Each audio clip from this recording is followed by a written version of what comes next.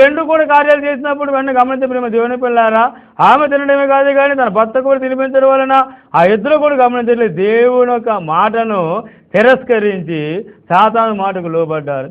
అంటే తినేది ఆహారం విషయంలో చాలా బహు జాగ్రత్త కలిగి ఉండాలి. అపవిత్రమైనది ఎంత మాత్రం మనం తినకూడదండి. దేవుడు చెప్పిన మాట మనం వినకుండగా దేవుడు ఏదైతే తినమన్నాడో తినడమే కానీ ఏదైతే వద్దన్నాడో అది మానేయడమే తప్ప దేవుడు చెప్పిన మాట వినకుండగా మనం చూసినట్లయితే మరి ఆయన తినవద్దన్నది తినడం వలన ఇప్పుడు ఏం జరుగుతుంది చూడండి. వీళ్ళిద్దరూ కూడా గమనించట్లయితే కనుక దేవుడు చెప్పిన మాట వినకుండగా ఆ చెట్టు యొక్క వృక్షఫలాన్ని తిన్నప్పుడు వారిద్దరూ కూడా కన్నులు తెరవబడి వారి దిగంబరంలో తెలిసిపోయింది.